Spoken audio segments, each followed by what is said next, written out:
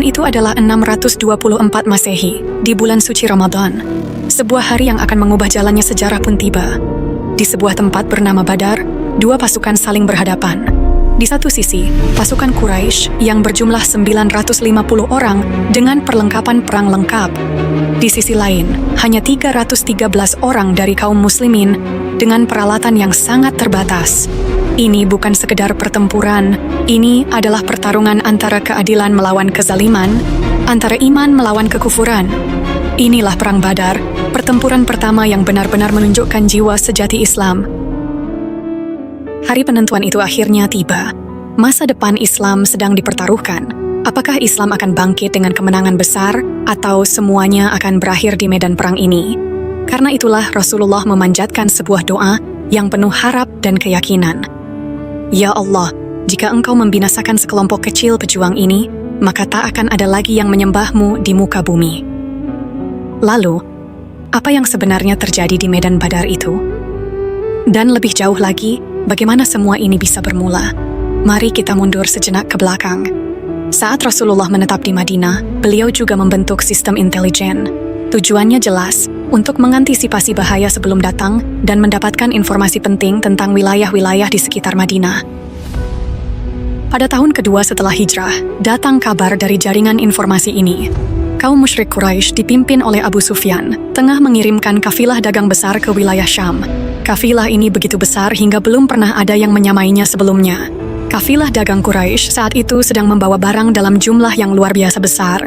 Muatan unta-unta mereka penuh sesak dengan dagangan. Total nilainya mencapai sekitar 50.000 dinar, sebuah jumlah yang sangat fantastis di masa itu. Rencana mereka bukan hanya berdagang, tapi menggunakan keuntungan itu untuk mempersiapkan perang melawan kaum muslimin. Namun, ada satu kenyataan pahit di balik kafilah tersebut. Banyak dari harta itu bukan milik mereka sendiri. Pada masa hijrah, saat itu kaum muslimin meninggalkan Mekah dengan penuh penderitaan. Mereka harus berpisah dari rumah, tanah kelahiran, dan harta benda mereka. Semuanya ditinggalkan demi menyelamatkan iman. Namun, apa yang dilakukan orang-orang Quraisy? Mereka merampas semua harta yang ditinggalkan, lalu menjual atau memasukkannya ke dalam kafilah dagang itu. Harta yang dulunya diperoleh dari kerja keras dan keringat kaum muslimin, kini sedang diubah menjadi senjata untuk memerangi mereka sendiri. Padahal Rasulullah saat hijrah tetap menjunjung keadilan. Beliau bahkan meninggalkan Ali bin Abi Thalib di Mekah untuk mengembalikan titipan orang-orang Quraisy yang dipercayakan kepadanya. Tapi sebaliknya, orang Quraisy sama sekali tidak menunjukkan akhlak yang mulia. Mereka malah dengan keji merampas harta kaum muhajirin. Tindakan ini tidak bisa dibiarkan. Inilah saatnya menunjukkan bahwa kaum muslimin bukanlah pihak yang lemah. Mereka yang telah terusir dari negerinya, dizalimi dan dirampas haknya, kini harus membuktikan bahwa kekuatan juga ada di pihak mereka. Kaum Quraisy harus menyadari bahwa mereka tidak bisa semena-mena berbuat zalim kapanpun mereka mau. Tanpa adanya kekuatan yang membuat mereka takut, mereka tidak akan berhenti. Karena itu, Rasulullah pun mengutus mata-mata untuk mengikuti pergerakan kafilah itu dan bersiap menghadapi kemungkinan terburuk, termasuk pertemuan langsung dengan pasukan musyrik. Para sahabat pun menyambut panggilan itu dengan semangat luar biasa.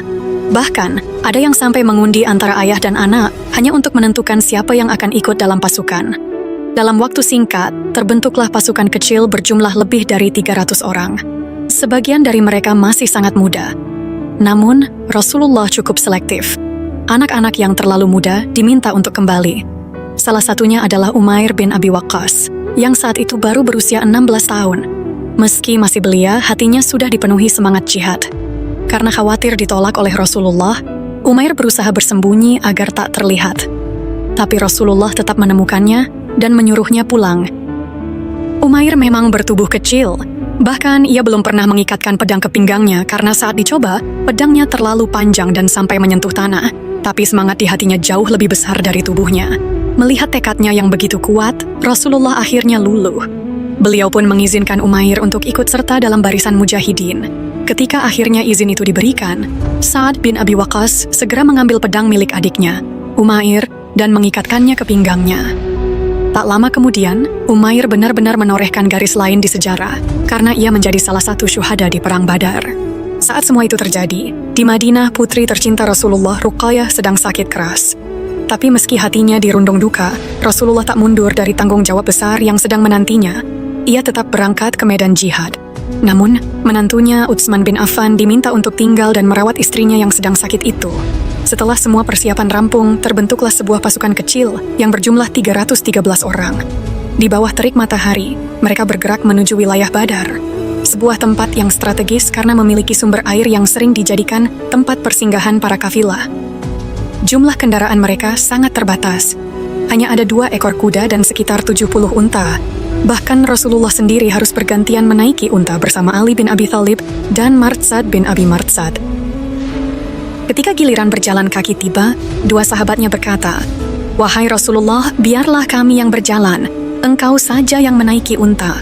Tapi Rasulullah menolak dengan lembut seraya berkata, "Kalian tidak lebih kuat berjalan dibanding aku, dan aku pun butuh pahala dan ganjaran seperti kalian." Di tengah perjalanan Rasulullah memandang pasukannya. Ada yang berjalan tanpa alas kaki. Mereka akan berperang tanpa perlengkapan layak. Hati beliau pun menengadah ke langit dan memanjatkan doa penuh harap. "Ya Allah, mereka tidak punya kendaraan. Engkaulah penopang mereka. Mereka tak punya pakaian yang cukup. Engkaulah penutup mereka. Mereka lapar. Engkaulah yang akan memberi mereka makan." Pasukan ini mungkin kekurangan dalam hal dunia, tapi mereka kaya dalam hal yang jauh lebih penting, iman yang tak tergoyahkan. Mereka tak hanya membawa senjata, tapi membawa keyakinan bahwa Allah bersama mereka. Sementara itu, Abu Sufyan, yang memimpin kafilah dagang Quraisy, mulai merasa khawatir. Sejak awal ia takut jika kaum muslimin menghadangnya, dan ketakutannya itu akhirnya menjadi kenyataan. Segera ia mengirim utusan ke Mekah, dan dirinya sendiri bergegas mencari jalan lain untuk menyelamatkan kafilah. Kafilah dagang dialihkan ke rute yang lebih aman, menjauh dari Badar. Utusan yang dikirim Abu Sufyan pun tiba di Mekah dalam keadaan panik. Ia berteriak-teriak dari satu jalan ke jalan lain. "Wahai Quraisy, Muhammad dan para pengikutnya sedang menghadang kafilah kalian. Harta kalian akan dirampas. Cepatlah bantu Abu Sufyan sebelum semuanya terlambat." Seketika, kekhawatiran menyelimuti seluruh Mekah. Hampir setiap keluarga memiliki harta di dalam kafilah itu. Maka, tanpa menunda, kaum Quraisy mulai bersiap. Terkumpullah pasukan besar, 950 orang lengkap bersenjata, 100 penunggang kuda, dan 700 unta. Sebuah kekuatan yang sangat besar kini bergerak menuju Badar dengan niat menghabisi kaum muslimin. Di barisan paling depan pasukan Quraisy berdirilah musuh bebuyutan Islam, Abu Jahal. Ia memimpin dengan penuh kesombongan dan keyakinan akan kemenangan. Sementara itu, Abu Lahab tidak ikut serta dalam perang. Dengan alasan sakit, ia memilih tetap di Mekah dan menggantikan dirinya dengan orang lain. Pasukan Quraisy pun berangkat menuju Badar dengan penuh percaya diri, sambil menyanyikan lagu-lagu perang dan menabuh rebana, seolah mereka bukan menuju medan tempur, tapi pesta kemenangan. Namun tak lama setelah mereka berangkat, sebuah kabar mendesak sampai ke Abu Jahal. Isinya, "Kalian sudah berangkat untuk menjaga kafilah. Dan sekarang, kafilah itu sudah selamat. Semua aman. Kembalilah ke Mekah." Pesan itu datang dari Abu Sufyan sendiri. Ia telah berhasil membawa kafilah dagang kembali ke Mekah lewat jalur lain, dan kini meminta pasukan Quraisy untuk tidak melanjutkan pertempuran. Sebagian besar anggota pasukan berpikir sama. Kalau kafilah sudah selamat, buat apa bertempur? Tapi tidak dengan Abu Jahal. Kebenciannya kepada kaum muslimin membutakan logikanya. Justru ia melihat ini sebagai peluang besar. "Kita sudah sampai sejauh ini. Sekarang saatnya menunjukkan kekuatan. Kita akan ke Badar, tinggal di sana 3 hari. Kita sembelih unta, makan besar, minum anggur, dan para penyanyi perempuan akan bernyanyi untuk kita. Orang-orang Arab akan mendengar dan melihat betapa hebatnya kita. Setelah ini, semua akan gentar pada Quraisy." Dengan ucapan itu, ia berhasil menghasut pasukan untuk tetap maju. Sementara itu, di pihak muslimin, Rasulullah menerima kabar yang mengejutkan. Kafilah sudah lolos, tapi pasukan Quraisy tetap datang dengan kekuatan penuh. Ini adalah pergerakan yang tidak terduga. Rasulullah kemudian mengumpulkan para sahabat untuk bermusyawarah. Beliau ingin mendengar pendapat mereka. Yang pertama bicara adalah Miqdad bin Amr dari kalangan Muhajirin. Ia berkata tegas, "Wahai Rasulullah, kami tidak akan berkata seperti Bani Israel kepada Nabi Musa, 'Pergilah engkau bersama Tuhanmu dan berperanglah, kami akan tinggal di sini saja.' Tidak, demi Allah, kami akan bersamamu. Kami akan berperang di sisimu sampai titik darah terakhir. Lakukanlah apa yang diperintahkan Tuhanmu dan kami akan taat. Ucapan itu membuat Rasulullah sangat bahagia, tapi beliau juga ingin mendengar pendapat dari kalangan Ansor, karena sebelumnya mereka hanya berjanji akan melindungi Rasulullah di dalam wilayah Madinah. Sekarang mereka ada di luar Madinah, apakah janji itu tetap berlaku? Saat itulah Sa'ad bin Mu'adz berdiri. Ia tahu Rasulullah menanti suara dari pihak mereka. Wahai Rasulullah, sepertinya yang kau maksud adalah kami, kaum Ansor. Ketahuilah, kami telah beriman kepadamu. Kami bersaksi bahwa apa yang engkau bawa adalah kebenaran. Kami telah berjanji untuk mendengar dan taat. Maka lanjutkanlah wahai Rasulullah. Demi Zat yang mengutusmu dengan kebenaran, andai engkau membawa kami melintasi lautan, kami akan ikut bersamamu. Tak satu pun dari kami akan mundur. Bayangkan seandainya kita berada di tengah pasukan itu, berjalan bersama Rasulullah menuju Badar. Mampukah kita berkata seperti mereka? Mereka tak hanya berbicara, mereka membuktikan dengan pengorbanan dan keberanian yang nyata. Coba kita lihat diri kita hari ini. Perjuangan Rasulullah sebenarnya belum selesai. Dakwah beliau masih terus hidup hingga sekarang. Tapi jujur saja, sudah sejauh mana kita ikut ambil bagian dalam perjuangan ini? Bahkan untuk hal sekecil sholat pun, kadang kita masih bersembunyi di balik berbagai alasan. Padahal dari kisah-kisah seperti ini, kita harusnya belajar, menundukkan nafsu, dan mengambil pelajaran yang nyata. Jangan cuma menonton, tapi renungkan. Kembali ke medan Badar. Setelah mendengar jawaban penuh keyakinan dari Sa'ad bin Mu'adz, wajah Rasulullah yang tadinya tampak cemas mulai berseri. Beliau lalu berkata, "Sesungguhnya Allah telah menjanjikan kepadaku salah satu dari dua golongan, kafilah dagang atau kemenangan dalam pertempuran. Dan kini aku melihat seakan-akan tempat jatuhnya beberapa orang dari Quraisy telah terlihat jelas di mataku. Jangan khawatir, pertolongan Allah bersama kalian." Kini keputusan untuk berperang sudah bulat. Di hadapan mereka berdiri pasukan Quraisy yang lengkap dan jumlahnya 3 kali lipat lebih banyak. Tapi umat Islam tidak gentar, karena yang memenuhi hati mereka bukan rasa takut, tapi iman. Dan mereka tahu siapa yang menjadi penolong sejati mereka. Allah Subhanahu wa Ta'ala, pemilik segala kekuatan. Rasulullah lalu mengatur posisi pasukannya di depan sumber air di Badar. Tapi di saat itu datanglah Hubab bin Munzir, seorang sahabat muda yang punya kecerdasan taktis. Ia bertanya dengan sopan, "Wahai Rasulullah, apakah tempat ini dipilih karena wahyu dari Allah atau sekedar strategi perang?" Nabi menjawab, "Ini hanya taktik perang." Mendengar itu, Hubab pun menyampaikan pendapatnya. "Kalau begitu, izinkan aku menyarankan tempat lain. Mari kita bergerak ke arah sumur yang paling dekat dengan posisi musuh. Di sana airnya lebih banyak dan lebih baik. Kita buat kolam penyimpanan untuk pasukan kita. Lalu kita timbun semua sumur lainnya. Dengan begitu, kita bisa minum kapanpun dan musuh akan kehausan." Rasulullah menerima usulan ini tanpa ragu. Lihatlah betapa rendah hatinya beliau. Meskipun seorang nabi, beliau tidak berkata, "Aku lebih tahu, aku pemimpin." Tidak. Beliau menunjukkan bahwa bermusyawarah adalah bagian dari kemuliaan kepemimpinan. Lalu dilaksanakanlah rencana Hubab. Sebuah kolam besar dibuat dan sumur-sumur lainnya ditutup. Kini strategi air berada di tangan kaum muslimin. Selanjutnya, Nabi mulai menyusun formasi tempur. Barisan pemanah ditempatkan di belakang, pasukan tombak di depan, dan beliau memberikan instruksi. "Tetaplah di posisi kalian, jangan bertindak tanpa perintah. Tahanlah panah kalian hingga musuh mendekat. Gunakan tombak jika mereka sudah dekat, dan hanya gunakan pedang ketika musuh benar-benar sudah di depan mata." Semuanya sudah siap, tapi malam itu, saat semua pasukan tidur untuk mengumpulkan tenaga, ada satu orang yang tetap terjaga. Rasulullah. Beliau berdiri dalam kesunyian malam, memanjatkan doa penuh harap dan kecemasan. "Ya Allah, penuhi janjimu padaku. Ya Allah, jika pasukan kecil ini hancur, takkan ada lagi yang menyembahmu di bumi ini." Doa itu pun dijawab langsung oleh Allah. Sebuah janji ilahi yang kelak terekam dalam surah Al-Anfal ayat 8-9. "Ingatlah, ketika kamu memohon pertolongan kepada Tuhanmu, lalu Dia mengabulkannya bagimu, seraya berfirman, sesungguhnya aku akan mendatangkan bala bantuan kepadamu berupa 1000 malaikat yang datang berturut-turut." Pertolongan Allah sudah dijanjikan. Tinggal sekarang, apakah kita siap menjadi bagian dari para pejuang itu? Bukan hanya dengan kata, tapi dengan pengorbanan nyata. Allah tidak akan membiarkan pasukan kecil ini berjuang sendirian. Mereka adalah hamba-hambanya yang berjuang di jalannya. Allah akan menguatkan mereka dengan pasukan yang tak terlihat dengan para malaikat. Dan akhirnya, hari pertempuran itu pun tiba.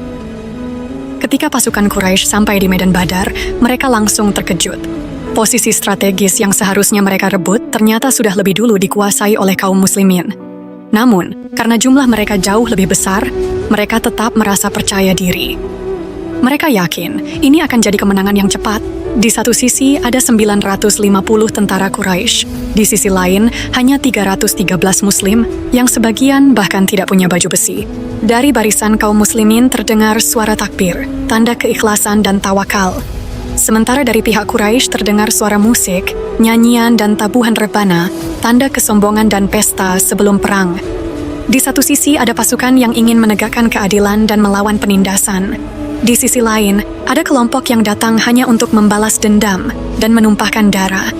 Saat itu, Panglima Quraisy, Utbah bin Rabi'ah, maju ke depan bersama saudaranya, Syaibah, dan anaknya sendiri Walid. Mereka menantang duel sebagaimana tradisi Arab sebelum perang besar dimulai. Mubarazah, pertarungan 1 lawan 1, biasanya 3 lawan 3. 3 orang ini berasal dari Bani Umayyah, dan sejak lama memendam iri serta dendam pada Bani Hashim, kabilah Nabi. Mereka ingin duel, tapi bukan dengan siapa saja. Mereka ingin lawan yang sepadan. Maka ketika 3 pemuda Anshor, Auf, Muawidz, dan Abdullah bin Rawaha maju ke depan, Utbah mengejek mereka. "Kalian siapa? Kami ingin lawan yang setara. Suruh Muhammad kirim orang dari kalangannya sendiri." Permintaan itu pun disampaikan kepada Nabi, dan beliau tidak marah. Justru beliau memahami bahwa ini bukan soal harga diri, tapi soal strategi dan kehormatan. Lalu beliau memanggil 3 orang dari kalangan muhajirin, dan bukan sembarang orang. Mereka adalah keluarganya sendiri, Ubaidah bin Harith, Hamzah bin Abdul Muthalib, dan Ali bin Abi Thalib. Ketiganya pun maju, mewakili umat Islam. Dan kali ini, Utbah tampak puas. Pertarungan pun dimulai. Hamzah menghadapi Syaibah, Ali melawan Walid, dan Ubaidah berhadapan langsung dengan Utbah. Dalam beberapa tebasan, Hamzah dan Ali berhasil menumbangkan lawan mereka. Tapi pertarungan antara Ubaidah dan Utbah berlangsung lebih sengit. Mereka saling menyerang dengan segenap tenaga. 2 kepala suku besar itu bertarung sengit di tengah debu dan takbir. Dan disitulah, darah pertama tertumpah di medan Badar. 2 pejuang itu kini sama-sama bersimbah darah. Ubaidah bin Harith dan Utbah bin Rabi'ah masih saling berdiri, meski tubuh keduanya sudah dipenuhi luka. Dalam tradisi Arab saat itu, ketika 2 pasukan mengirim 3 orang untuk duel, siapa yang menang lebih dulu berhak membantu rekannya. Maka tanpa ragu, Ali dan Hamzah segera menghampiri Ubaidah. Mereka menghabisi Utbah dan menyelamatkan Ubaidah yang terluka parah. Tubuh Ubaidah dipapah dan dibawa ke hadapan Nabi. Darah mengalir deras dari luka-lukanya. Tapi di balik wajahnya yang pucat, ada cahaya keyakinan yang tak padam. Dengan suara lirih tapi penuh harap, ia bertanya, "Wahai Rasulullah, aku ini termasuk syuhada, bukan?" Nabi pun menatapnya penuh kasih dan menjawab dengan lembut, "Iya Ubaidah, engkau adalah seorang syahid." Mendengar itu, wajah Ubaidah langsung tenang. Senyum kecil muncul di bibirnya. Ia tahu, yang ia kejar telah tercapai. Tak lama kemudian, ruhnya naik menghadap Tuhannya. Ia wafat dengan wajah tersenyum, karena bagi mereka yang beriman, mati di jalan Allah bukanlah akhir, tapi pertemuan dengan kekasih sejati. Sementara itu, pasukan Quraisy mulai panik. Pemimpin mereka, Utbah, Syaibah, dan Walid, semuanya tewas di hadapan mata mereka. Mereka yang dianggap paling kuat dan paling ditakuti, kini tergeletak tak bernyawa di medan Badar. Untuk mengembalikan semangat tentaranya, Abu Jahal berteriak lantang, "Jangan gentar! Kematian Utbah, Syaibah, dan Walid hanyalah kebodohan mereka sendiri. Mereka terburu-buru dan mati sia-sia. Hari ini kemenangan pasti milik kita. Muhammad dan pengikutnya hanya seperti makanan kecil bagi kita." Maka Abu Jahal menyusun kembali pasukan. Dan kini duel telah selesai. Saatnya perang besar dimulai. Dengan aba-aba, kedua pasukan mulai maju. Pertempuran pun pecah dengan dahsyat. Rasulullah tidak bersembunyi di balik pasukan.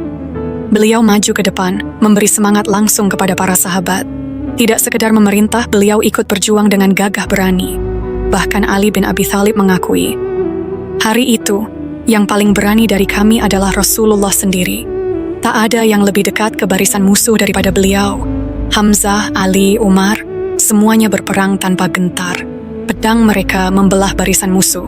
Semangat mereka menyala karena mereka tahu ini bukan sekadar perang, ini adalah ujian iman. Di antara yang ikut dalam pertempuran hari itu adalah Abul Bahtari bin Hisham. Pernah ingat siapa dia? Ia adalah satu dari 5 orang yang menolak boikot terhadap kaum muslimin di Mekah. Ia bahkan membantu mengakhiri boikot dengan diam-diam menyusun rencana dan menggerakkan dukungan masyarakat. Tapi hari itu, ia berada di pihak musuh.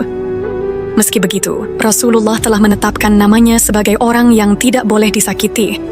Sebuah bentuk penghargaan dan penghormatan atas jasa masa lalu.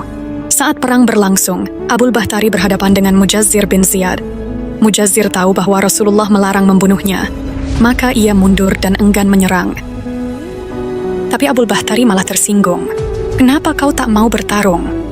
Mujazzir menjawab, "Rasulullah melarang kami menyakitimu." Namun Abul Bahtari justru marah. Ia menyerang, dan akhirnya Mujazzir terpaksa melawan dan membunuhnya. Abul Bahtari menolak kesempatan terakhir untuk berpihak kepada kebenaran.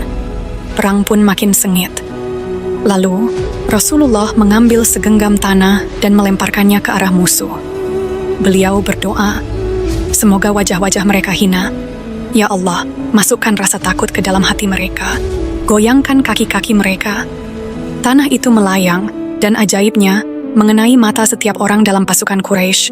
Mereka tidak bisa melihat, terguncang dan kebingungan. Allah Subhanahu wa Ta'ala mengabadikan peristiwa itu dalam Al-Quran. "Bukan engkau yang melempar, tapi Allah lah yang melempar." Tak lama kemudian, angin kencang bertiup dari arah yang tak terduga. Debu tebal menyelimuti medan perang. Musuh kehilangan arah. Lalu angin kedua datang, dan yang ketiga pun menyusul. Janji Allah sedang ditepati. Saat mereka bersabar, saat mereka berserah, Allah kirimkan pertolongan yang tak disangka. Allah telah mengirimkan malaikat-malaikatnya untuk membantu. Pasukan musyrik tiba-tiba terkejut. Mereka mengira hanya menghadapi pasukan kecil berjumlah 300 orang. Tapi kenyataan di medan perang jauh berbeda. Pasukan kaum muslimin seolah-olah membesar di mata mereka, dan kekuatan mereka terasa berlipat ganda. Abu Jahal yang sebelumnya begitu angkuh dan berkata, "Muhammad dan para pengikutnya hanya seperti makanan ringan bagi kita," kini sedang mencari tempat untuk bersembunyi. Keberaniannya hilang. Kini semua pasukan muslim tengah memburunya, berlomba-lomba untuk menjadi orang yang menjatuhkannya. 2 pemuda dari kalangan Anshor, yaitu Mu'adz dan Mu'awidz, putra dari Afa binti Harits, mendatangi Abdurrahman bin Auf dan bertanya, "Wahai saudaraku, mana Abu Jahal itu?" Abdurrahman bin Auf bertanya balik, "Mengapa kalian mencarinya?" Salah satu dari mereka menjawab dengan penuh semangat, "Kami dengar dia orang yang paling menyakiti Rasulullah. Kami datang untuk membalasnya." Mu'adz lebih dulu menghantam kaki Abu Jahal dengan pedangnya. Ikrimah, anak Abu Jahal, langsung membalas dan melukai Mu'adz dengan parah. Di tengah kekacauan itu, Abu Jahal berhasil membunuh Mu'awidz. Tapi Mu'adz yang tersisa meskipun terluka parah tetap menyerang dengan segenap tenaganya hingga Abu Jahal tersungkur. Mu'adz segera kembali dan melapor kepada Rasulullah bahwa ia telah membunuh Abu Jahal. Rasulullah ingin memastikannya.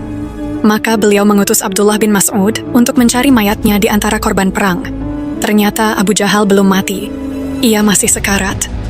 Abdullah bin Mas'ud meletakkan kakinya di lehernya dan berkata, "Wahai musuh Allah, sekarang engkau melihat sendiri bagaimana Allah menghinakanmu, bukan?" Tapi Abu Jahal, meski diambang kematian, tetap sombong. Ia berkata dengan angkuh, "Kau hanya seorang penggembala, tapi hari ini kau berani menginjakkan kaki di tempat tinggi. Kematian seseorang dari kabilah besar bukanlah hal baru. Katakan padaku, siapa yang menang hari ini?"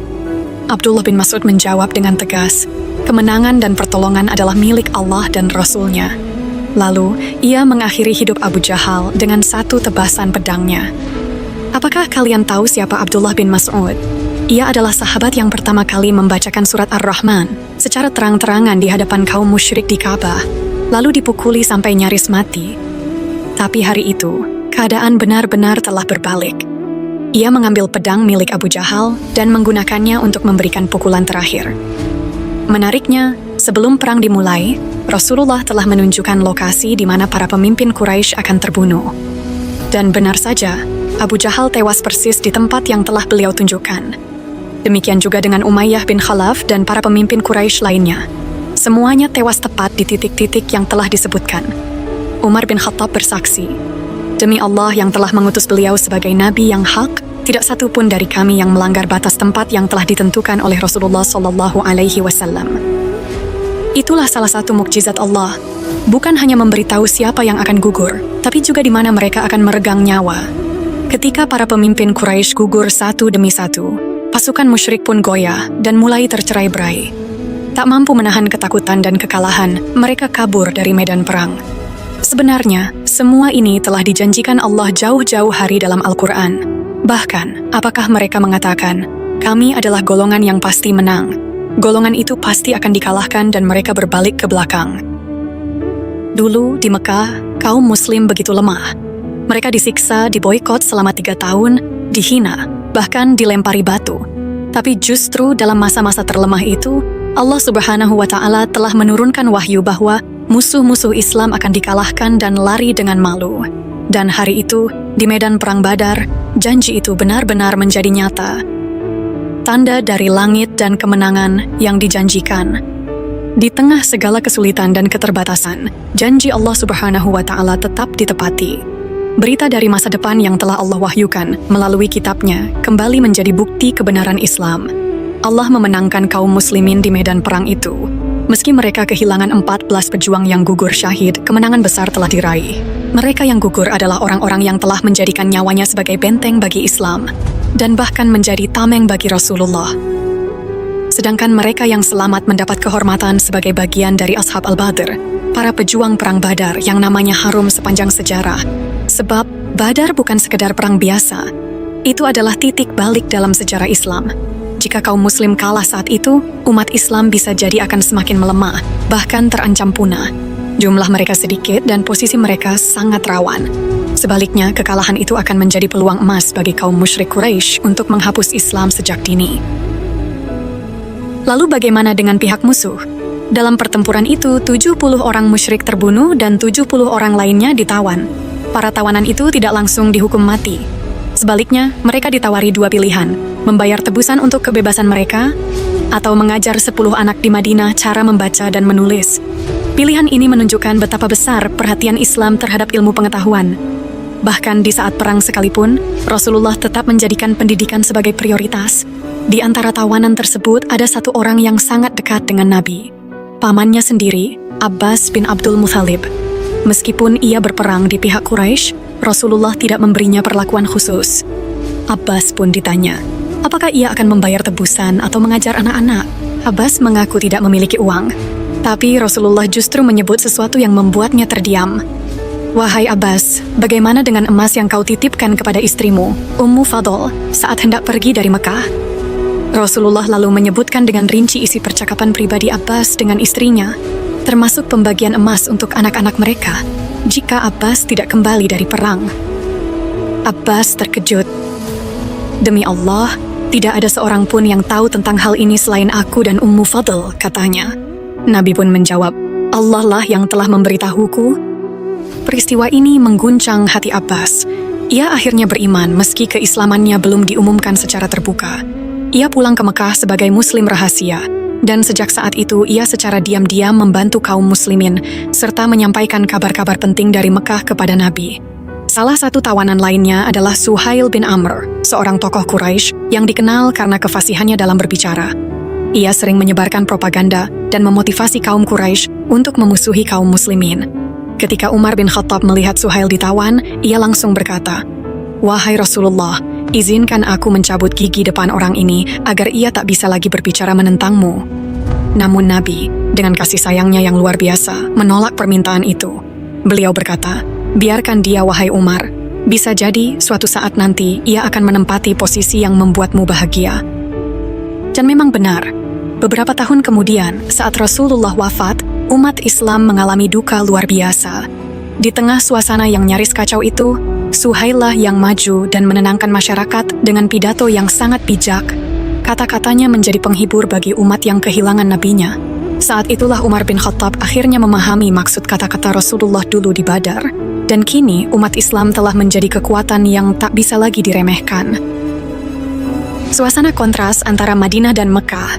Di Madinah, suasana penuh sukacita dan kegembiraan menyelimuti hari-hari setelah kemenangan.